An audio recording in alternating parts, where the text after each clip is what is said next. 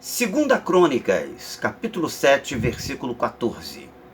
O que Deus quer atingir na nossa vida com esta palavra? Vamos meditar nesse texto. Vem comigo.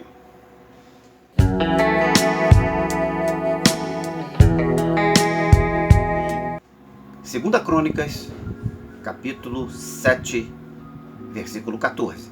É um versículo bastante conhecido, bastante até pregado, mas eu queria compartilhar algo e creio que ser de Deus para você.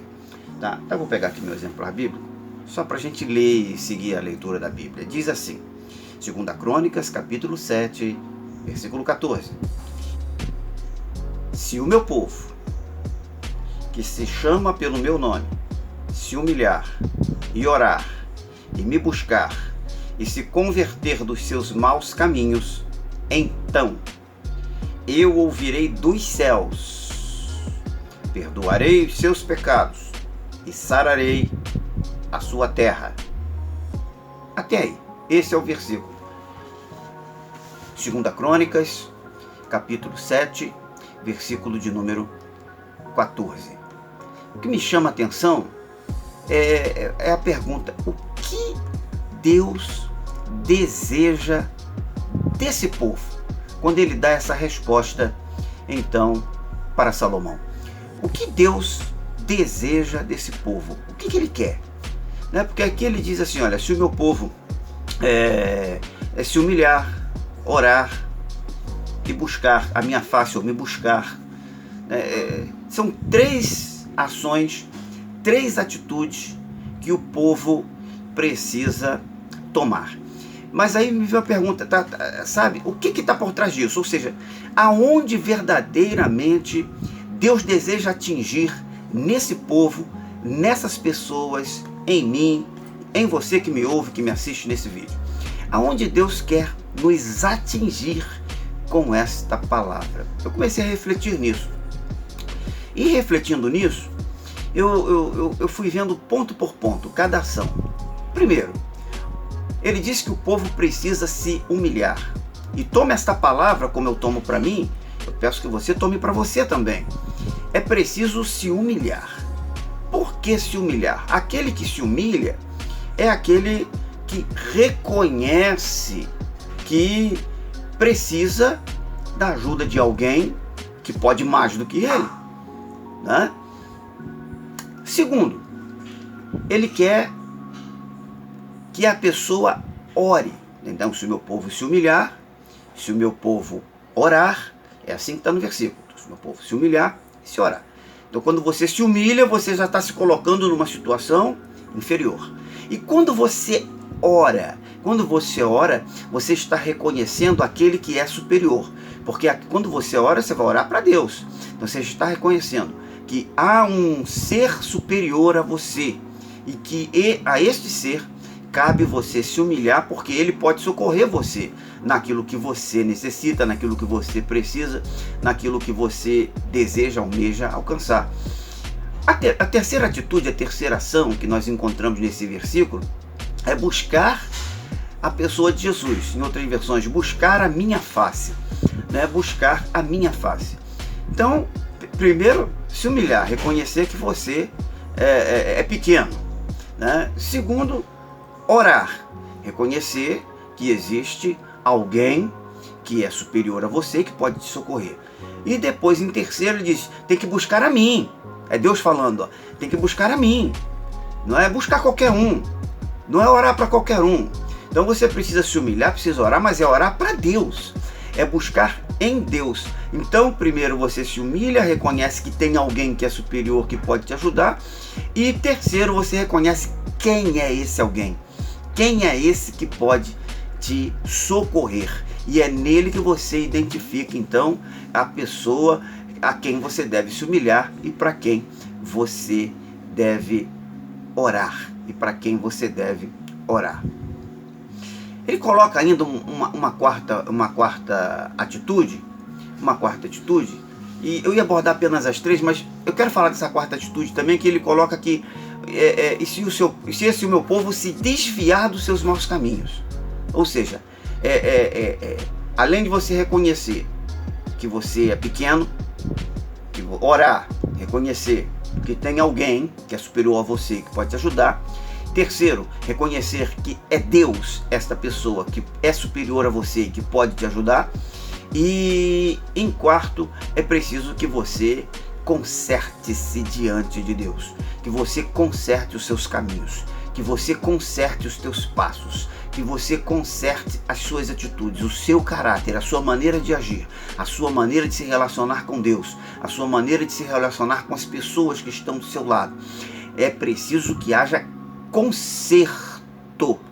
Aí eu olhei esses 4 pontos, a princípio 3, mas na verdade são 4 ações que o versículo aborda, e eu perguntei para mim mesmo, que tipo de pessoa que é preciso ter essa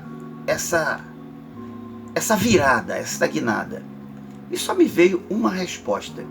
Essas pessoas com quem Deus está falando nesse versículo são as pessoas classificadas como os soberbos. Você sabia que cada um de nós temos um pouco de soberba dentro de si? Em algum momento você se acha o máximo, o top, o soberano, o sublime, o perfeitíssimo, o cara que não erra, a pessoa que está sempre correta, ou seja, um verdadeiro arrogante, orgulhoso. Em um pouquinho, em alguma coisa, você tem isso. Que tipo de pessoa? É o soberbo. É o soberbo. Soberbo é isso. Soberbo é uma pessoa arrogante. Soberbo é aquela pessoa orgulhosa. Soberbo é aquela pessoa altiva. O soberbo é aquela pessoa que se julga, é o grandioso, é o magnífico, e é o sublime, aquele que não é o perfeitíssimo. Este é o soberbo. E é exatamente com estas pessoas que Deus está falando aqui nesse versículo, querido. Ou seja, Ele está falando com todos nós, porque todos nós temos um pouco disso, tá ok? Todos nós temos um pouco disso. É preciso quebrar. Então é preciso se humilhar, mesmo naquilo que você acha que você é o top. Reconheça que em alguma coisa Deus precisa melhorar aquilo que você faz. Mesmo que você acha que você não precisa de ajuda, reconheça, querido, você precisa orar a Deus para que Ele te mantenha nesse caminho abençoado, nesse caminho cheio de vitória que você vem caminhando por aí. E em terceiro lugar, é preciso buscar. Não preciso orar não, porque Deus é comigo. Não, é preciso buscar a face de Deus. É preciso trabalhar para estar em comunhão com Deus. É preciso procurar se aproximar e ter essa verdadeira comunhão com Ele. É preciso isso. E em quarto lugar, é preciso abandonar o pecado, abandonar as práticas pecaminosas, consertar o seu caminho, andar no caminho reto, andar no caminho de Deus, para que Ele então possa cumprir a segunda parte do versículo, que é a promessa para a tua vida, para a minha, para a nossa vida.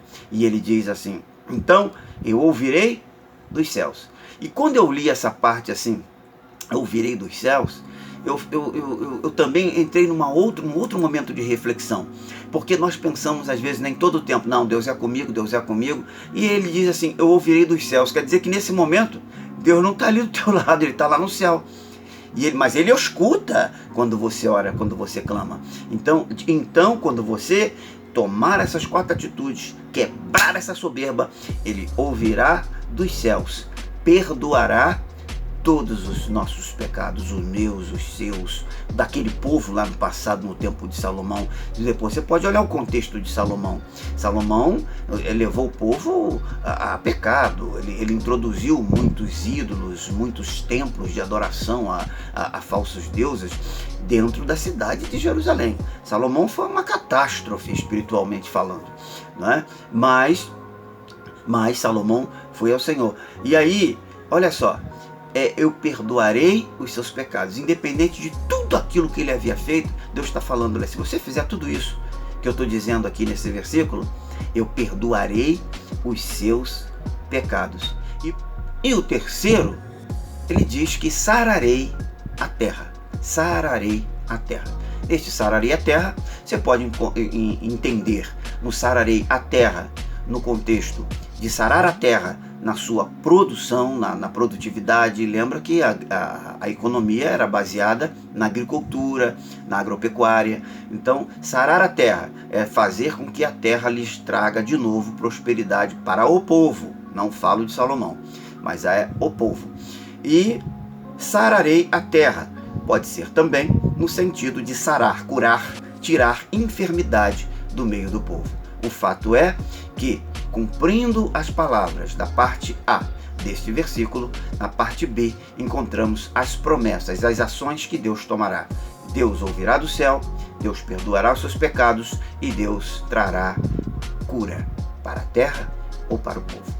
Fica nessa meditação aí, reflita nisso, que Deus abençoe a tua vida, que Deus abençoe a tua casa.